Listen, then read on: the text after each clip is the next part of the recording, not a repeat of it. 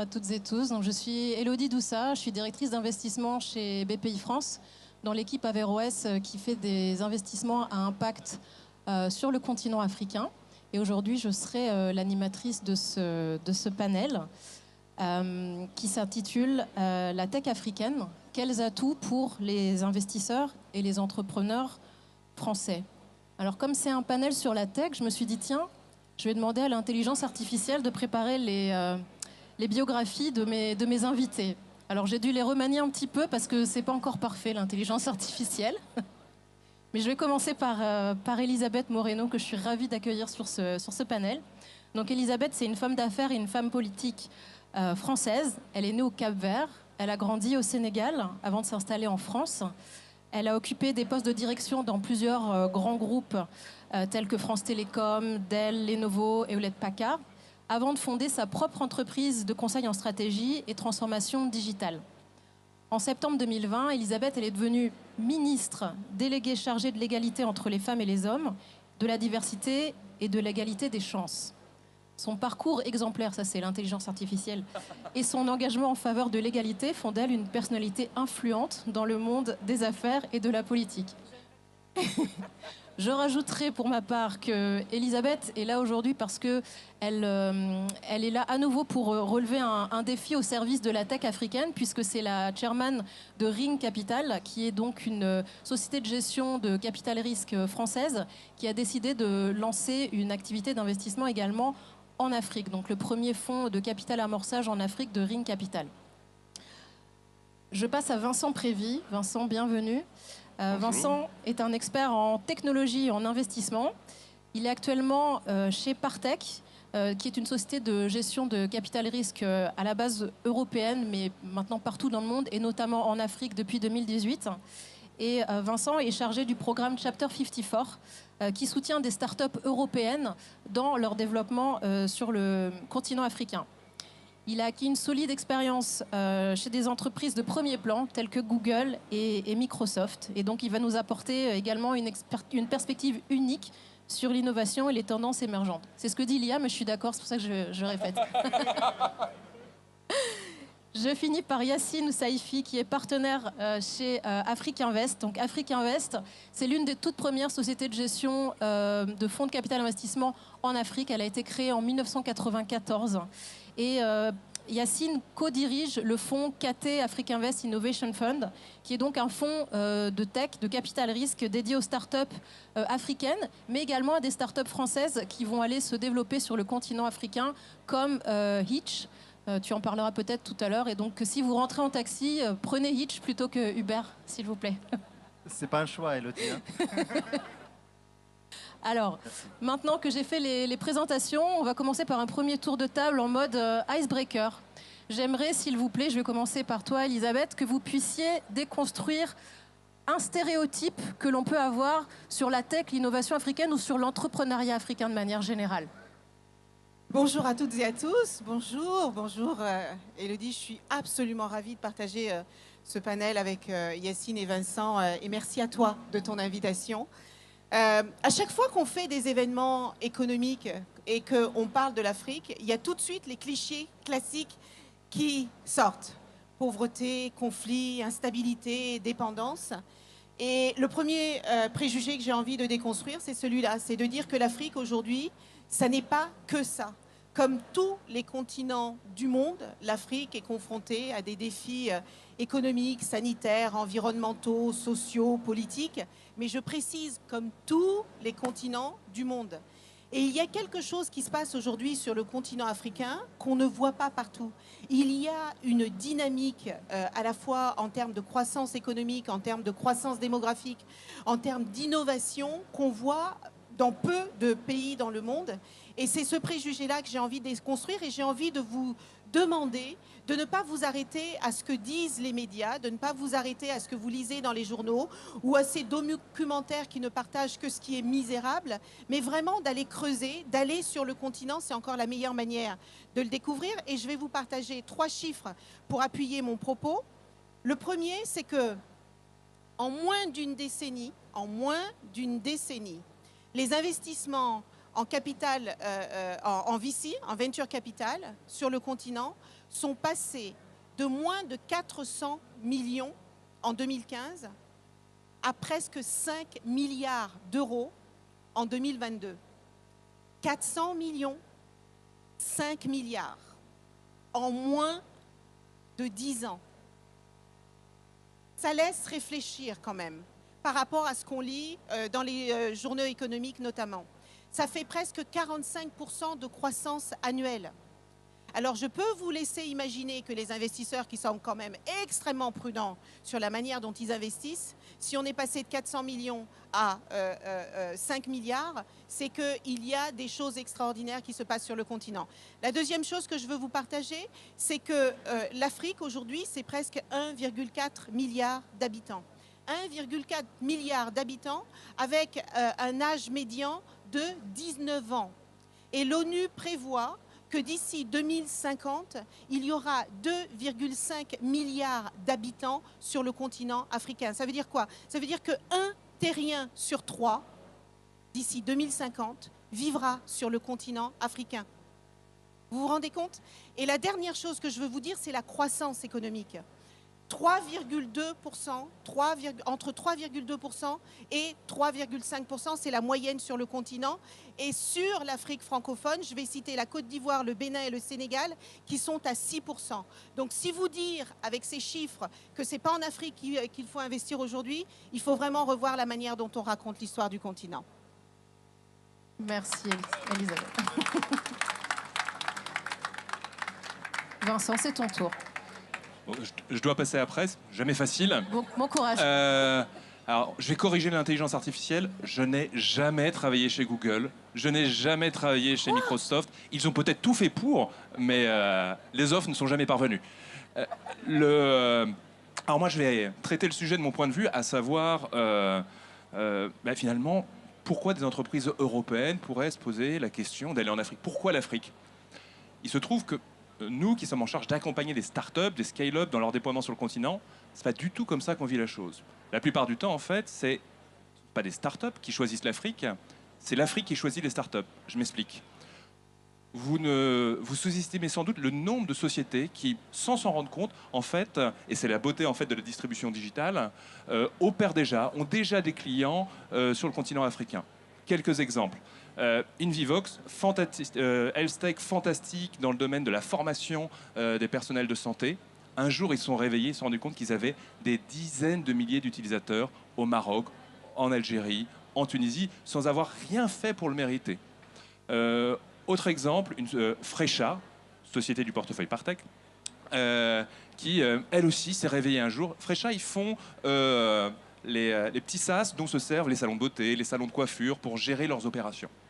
Eux aussi se sont réveillés un jour et ils ont découvert qu'ils avaient des centaines de salons qui utilisaient leurs solutions en Afrique du Sud sans qu'ils aient de force de vente locale, sans qu'ils aient des initiatives en matière de marketing digital. L'autre manière par laquelle l'Afrique s'impose dans l'agenda des startups, des scale-up européennes, c'est que assez souvent, on va trouver au niveau de la direction ou alors des N-1 quelqu'un qui est issu de la diaspora et va contribuer à abolir les frontières, les réticences qui peuvent exister dans certaines organisations pour se poser la question de leur implantation en Afrique. Et nous qui accompagnons un certain nombre de sociétés françaises sur le continent, eh bien, il n'y en a pas une où à un moment, il n'y a pas quelqu'un de la diaspora travaillant dans les équipes de direction qui n'a pas joué un rôle. Donc là encore, c'est un exemple de l'Afrique qui s'impose aux startups plutôt que un récit de startups qui font le choix du continent. Merci Vincent. Allô? Yacine. Oui, merci Elodie, merci pour l'invitation et puis félicitations à BPI pour le 10e anniversaire. Alors l'angle que j'ai choisi moi pour déconstruire le stéréotype, c'est l'angle sectoriel. Quand on pense à la tech en Afrique, on pense beaucoup à la fintech. Et juste parce que un peu moins de la moitié des startups africaines, elles jouent dans ce secteur. C'est un secteur régulé, donc c'est toujours plus compliqué de se développer de France vers Afrique quand on est un entrepreneur dans la fintech. Mais ce qui m'intéresse aujourd'hui, c'est l'autre moitié. C'est la moitié qui joue dans des secteurs très divers et variés. De l'agriculture, nous on accompagne une société d'agriculture de précision en Afrique australe qui fait des choses formidables en Afrique du Sud et qui se développe aujourd'hui en Europe avec des clients et des bureaux. On a investi dans une société française dans l'éducation qui est aujourd'hui l'un des leaders dans les coding schools en France avec une enseigne bien connue, le Wagon pour ne pas les nommer. Et en discutant avec mes collègues, au fait, j'ai découvert que le Wagon a formé l'année dernière 7500 étudiants africains à ces méthodes et solutions de coding. Ça, c'est 2 exemples, mais on peut parler aussi mobilité, on parlera de Hitch, logistique, intelligence artificielle, software, climat. Donc, il y a beaucoup de fintech en Afrique, oui, mais il n'y a pas que des fintech. Il y a beaucoup, beaucoup plus que ça. Merci beaucoup. On est très applaudis, ça nous fait très plaisir. Pour continuer, maintenant qu'on a déconstruit certains stéréotypes, on avait à cœur avec nos invités aujourd'hui de démontrer l'existence des complémentarités qui peuvent exister entre la France, l'Europe, la France et le continent africain dans la tech, dans l'innovation. Donc, Elisabeth, je me tourne à nouveau vers toi. Est-ce que tu pourrais peut-être nous expliquer qu'est-ce qui peut fonctionner ou à l'inverse, qu'est-ce qui ne fonctionne pas, à quel point c'est important peut-être d'avoir des partenariats locaux pour des startups étrangères? Je vais rebondir sur ce que disait tout à l'heure Vincent quand il parlait des diasporas. Moi, j'ai grandi en France, tu l'as dit tout à l'heure, et mon rêve, c'était de retourner travailler sur le continent. Vous savez, cette envie qu'on peut avoir de rendre à notre continent. Et moi, j'ai la conviction que si les membres de la diaspora ne s'intéressent pas à ce qui se passe sur le continent, on va mettre beaucoup plus de temps à construire ce qui doit être construit. Et j'ai toujours été convaincue que la meilleure manière de réussir, c'est, tu sais, cette belle phrase qu'on voit dans toutes les belles présentations, seul on va plus vite et ensemble on va plus loin.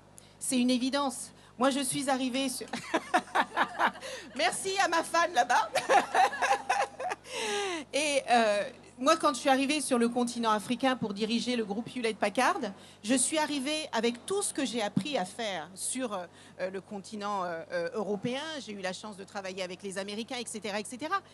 Mais l'Afrique, c'est particulier. D'abord, quand on dit Afrique, il faut juste se rappeler qu'on parle de 54 pays et que dans ces 54 pays, selon que vous soyez au Nigeria, selon que vous soyez au Bénin, que vous soyez au Sénégal ou que vous soyez, je ne sais pas, à Lagos, c'est pas du tout la même Afrique. Donc, il faut avoir l'humilité de reconnaître que quand on va s'installer sur le continent pour y travailler, on a besoin de gens qui sont basés localement pour nous apprendre ce que l'on ne sait pas. Et c'est pour ça que Ring Capital, quand on a travaillé avec Nicolas Sellier, Geoffroy Bragadir, qui sont les fondateurs du fonds d'investissement Ring Capital que j'ai la chance de présider aujourd'hui, on s'est dit qu'il nous fallait un acteur extrêmement solide qui puisse accompagner nos ambitions sur le continent. Et on s'est tout de suite dit que il était nécessaire pour assurer la réussite des startups que nous allions accompagner et des entrepreneurs que nous allons accompagner, eh bien que nous ayons des expertises basées localement pour nous montrer les écueils, pour sélectionner les bonnes startups et surtout pour les accompagner. Parce que sur le continent africain aujourd'hui, il ne s'agit pas seulement d'apporter de l'argent, il faut aussi apporter un accompagnement, du mentorat, du coaching, des programmes de développement qui font que vous n'êtes pas là que pour investir de l'argent et récupérer votre argent au bout de 5-10 ans, mais vous voulez vraiment que les gens grandissent et qu'ils puissent prendre leur destin en main par la suite et construire peut-être les futurs 440 du continent africain. Et c'est pour ça qu'on s'est associé à M Studio, qui est une structure incroyable, qui a construit et développé des programmes qui vont entre 5 mois et 12 mois, qui vont aller en Afrique anglophone, qui vont aller dans les pays émergents, au Brésil, en Inde, etc., qui vont sélectionner les startups qui ont bien réussi et ils vont importer ces modèles en Afrique francophone. Et Cédric Mango, qui est quelque part par là, Cédric, salut, qui est à la tête de M Studio avec Leslie, donc un beau binôme sur Abidjan, qui va aller sélectionner des binômes d'entrepreneurs, souvent qui viennent du continent africain avec des membres de la diaspora. Et grâce au programme qu'ils mettent en place, eh bien, ça peut sécuriser que ces startups se développent de manière protégés, entre guillemets, dans un cadre bienveillant et où ils ne se sentent jamais, jamais, jamais seuls. Merci beaucoup, Elisabeth.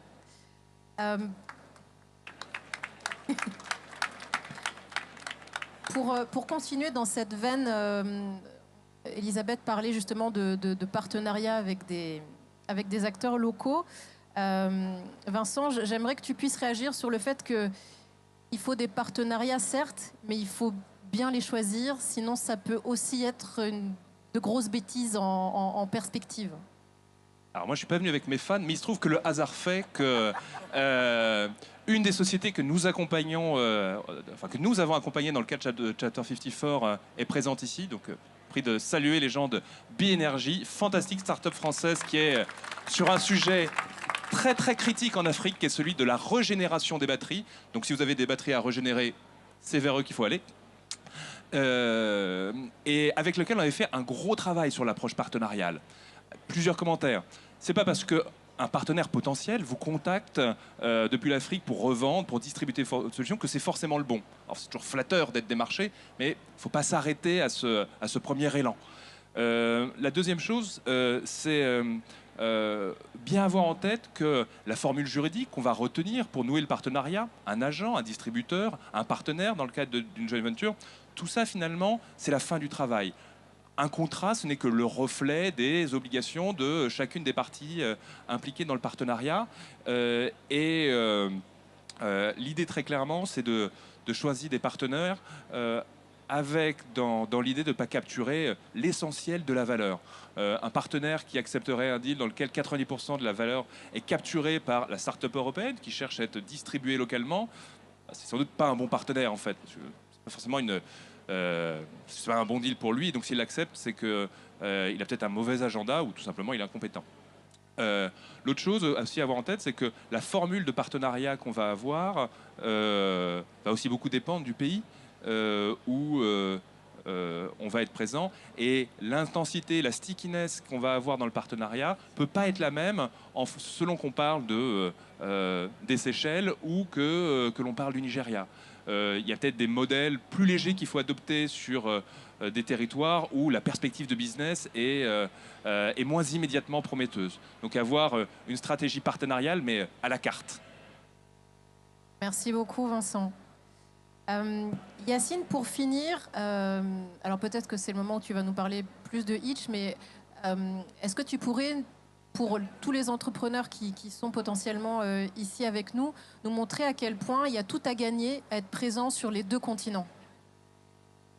En fait, je voulais partager ma conviction sur ce sujet, Elodie, qui est que les complémentarités qu'on a entre cet espace commun, Afrique-Europe, nous permettent de progresser plus vite et d'être plus forts. Et je vais prendre deux exemples. Le premier, celui de Hitch, parce que Hitch est une société que beaucoup connaissent, qui est dans le ride-hailing, qui est la start-up de ride-hailing française, qui a fait ses premières courses dans la capitale ici il y a une dizaine d'années, qui a développé une tech intéressante, assez solide, qui leur permet d'être compétitive et qui, il y a 5 ans, a décidé de faire le pari de l'Afrique. C'est une décision qui n'était pas facile au début, mais qu'ils ont très bien exécutée en choisissant les bons partenaires, en ayant une relation d'égalité avec les partenaires et en développement et en s'adaptant dans chacun des pays. C'était leur chapitre 2 et ça leur a permis de se diversifier, d'avoir aujourd'hui un volume d'activité qui est quasiment à part égale entre l'Europe et l'Afrique, et puis d'avoir cet effet d'échelle qui permet à la société d'aujourd'hui combattre et être compétitive devant des mastodontes que sont Uber ou Bolt. Donc ça, c'est un exemple. Mon deuxième exemple est une société dans le software, dans l'IA, qui s'appelle Instadeep et qui a commencé de l'autre côté de la Méditerranée.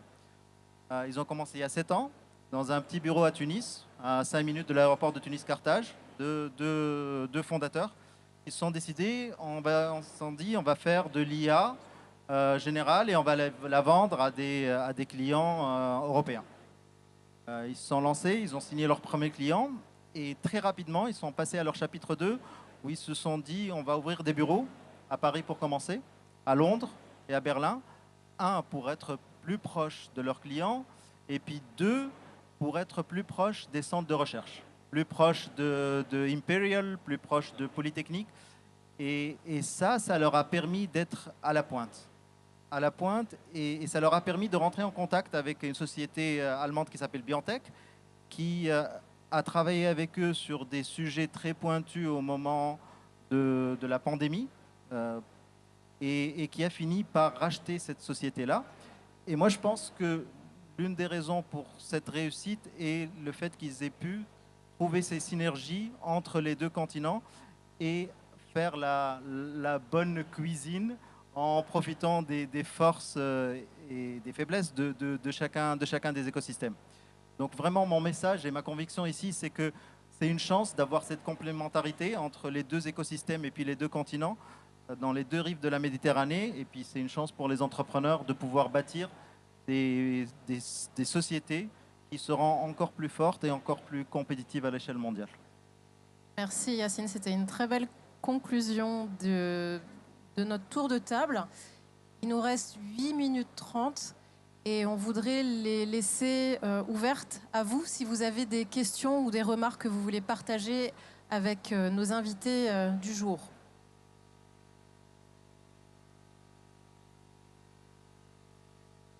Donc bonjour à tous, merci beaucoup pour ce panel et les informations que vous avez pu nous partager. Donc moi je me présente, je suis Sophie Tal, je suis membre de l'équipe fondatrice d'un réseau qui s'appelle Abidjanais InTech. Donc on est basé à Abidjan et on a un réseau qui regroupe à peu près 300 expertes dans la technologie. Donc on est en Côte d'Ivoire mais on est aussi au Sénégal et au Togo. Et dans notre communauté on a une grosse part d'entrepreneuses, de tech founders femmes. Et on sait que pour les femmes, l'accès au financement peut être plus compliqué, en particulier en Afrique. Et j'avais une question spécialement pour Elisabeth Moreno, Ring Capital. Je voulais savoir si vous aviez des actions, des mesures qui étaient faites pour attirer les tech founders en Afrique. Alors déjà, merci beaucoup pour cette question parce que l'entrepreneuriat des femmes, pour moi, c'est l'une des clés du développement du continent. Et comme sur le continent européen et comme en France, les femmes peinent toujours à avoir accès à des investissements. Et avec M-Studio, d'ailleurs M-Studio a commencé bien avant nous, quand vous allez chez M-Studio à Abidjan, et je vous encourage à y aller, ils sont à Cocody, il y a un panneau qui compte le nombre de jobs qu'on a créés pour les femmes, ou alors le nombre d'actions qu'on a menées pour transformer la vie des femmes. Donc il y a vraiment ces deux actions-là. J'ai rencontré les Abidjanaises InTech. My God, vous êtes vraiment championne du monde. Vous faites des choses incroyables. Rien que le fait d'aller encourager les jeunes filles à aller dans ce secteur qui est en train de transformer notre monde.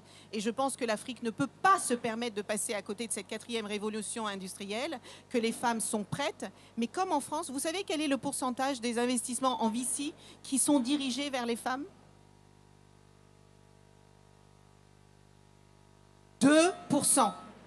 Il n'y a que 2% des investisseurs dans notre pays, qui pourtant est super développé, qui parle de liberté, d'égalité, de fraternité au petit déjeuner, au repas de midi et au dîner le soir. Il n'y a que 2% des fonds d'investissement qui s'intéressent à l'entrepreneuriat des femmes. Donc ça, c'est au cœur de notre stratégie. Et non seulement on va aller chercher les femmes, non seulement on va aller chercher les fondatrices femmes, mais on va énormément travailler sur tout ce qui est social, santé, inclusion financière, qui a un impact sur la vie des femmes.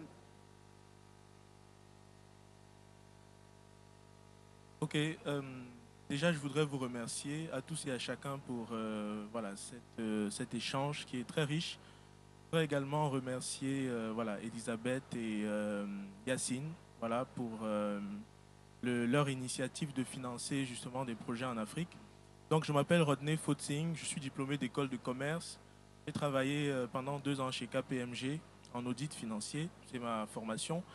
Et du coup, il y a à peu près 3 mois, j'ai démissionné pour me lancer dans un projet entrepreneurial au Cameroun. Donc je voudrais construire une usine pour transformer du manioc, des tubercules de manioc, en farine panifiable. que je vendrai du coup en Europe, en France notamment. Et là, je suis en phase de recherche de financement. Et donc, ma première question, c'est est-ce que vous pouvez m'accompagner sur le plan financier pour mettre sur pied ce projet? Pas mal de choses ont déjà été faites. On a acquis des terres, on a une équipe, on a contacté pas mal de fournisseurs, on a contacté certains grossistes, certains magasins ici pour voir s'il y aurait moyen de travailler ensemble. Ça, c'est la première chose. La deuxième chose, c'est que c'est très facile de dire il faut rentrer en Afrique pour investir, pour entreprendre, mais dans la pratique, c'est compliqué parce que c'est un autre environnement. Je viens de là, mais j'ai vécu quand même pendant plusieurs années en France. Je vis en France depuis plusieurs années, mais même quand je rentre, moi, je suis un peu étranger aux réalités auxquelles les entrepreneurs qui viennent de l'étranger sont confrontés, les entrepreneurs de la diaspora. Je parle des lenteurs administratives, des difficultés. Je pense que... Pardon, je vous interromps parce que je vois qu'il nous reste que 3 minutes 58 et il y a une autre question là et on a parfaitement saisi. Je veux juste que vous sachiez que Vincent aussi investit sur le continent. En fait, tous les trois, on investit sur le continent. Okay. Donc ça, c'est important. Parfait. C'est pour ça, d'ailleurs, qu'on est là tous les trois. Je vais répondre rapidement sur la partie. Quand on est de la diaspora, c'est difficile d'investir sur le continent. Déjà, l'entrepreneuriat, c'est difficile où que vous soyez. Il faut arrêter de croire qu'il y a des endroits plus faciles ou d'autres. Même en France, il y a je ne sais plus quel pourcentage d'entreprises qui tombent au bout de 3 ans. C'est plus difficile pour nous parce que souvent, on arrive sur le continent et on croit qu'on va leur apprendre comment il faut faire le business. Ils ne nous ont pas attendus, hein. Ils ne nous ont pas attendus et il faut avoir l'humilité. C'est pour ça que nous, on a fait ce partenariat avec M Studio pour travailler avec les gens qui sont basés localement et qui vont nous montrer ce que l'on ne sait pas. Après, Ring Capital, nous, on investit uniquement sur les startups à impact social et environnemental. Vous, vous êtes dans l'agribusiness, si j'ai bien compris. N'hésitez pas à nous partager votre dossier. On serait très content de le regarder. OK. Merci beaucoup. Ok, je me nomme Jean-Marc Caillé, j'ai fait le chemin depuis Abidjan. Merci beaucoup, Madame Moreno, on s'est déjà vu dans des conférences à M-Studio. Alors, j'aimerais dire grand merci à Yacine parce qu'il a dit quelque chose tout de suite. Lorsqu'on parle de tech, nous nous sommes lésés parce que nous sommes dans les domaines des secteurs traditionnels. Ça fait 16 ans que j'entreprends, j'ai toujours entrepris. Je suis dans la distribution de boissons. Et lorsque la tech a envahi Abidjan, il fallait trouver la solution de digitaliser le métier que j'aime, qui me passionne, la distribution de boissons, pour faire une solution de traçabilité de boissons, pour toutes les boissons importées. Mais quelle difficulté d'avoir de l'audience d'abord avant d'avoir des investissements. Et là, j'ai fait tout le tour de l'Europe en moins de 5 jours. J'étais à Francfort, à Liège, en Mannheim pour signer mes partenariats. Et je suis en phase maintenant soit d'un cofondateur ou du cash ou du VC pour lancer ma solution de traçabilité de boissons. Parce que là, c'est une question de santé publique. L'Afrique se développe, l'Afrique aime s'amuser, l'Afrique aime boire, mais attention à la contrefaçon, à l'attention. Et là, je suis comme un évangéliste. Je tourne. Et merci beaucoup, Yacine. On se voit à quelle heure?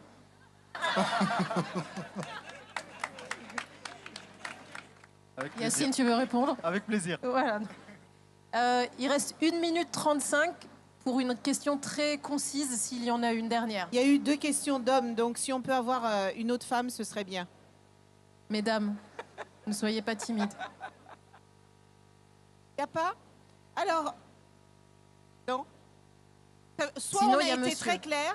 Non, on aime bien les messieurs aussi, Oui. mais les femmes, il faut les encourager un peu plus à prendre la parole, c'est pour ça. Alors, Une autre qui veut... question? Monsieur.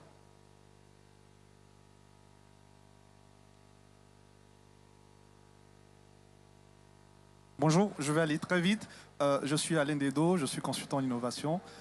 J'aimerais juste savoir de votre expérience, quels sont les secteurs porteurs en Afrique francophone et quels sont les facteurs clés de succès des startups là-bas?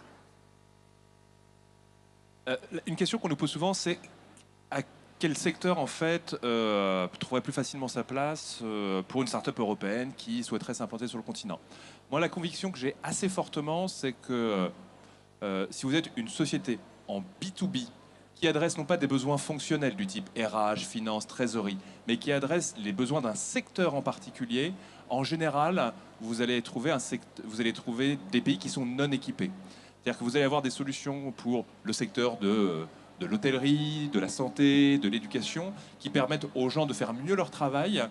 En général, vous allez trouver un terrain relativement vierge parce qu'il n'y a pas forcément intérêt pour un pays où il y a 10 clients potentiels, de développer une solution en local.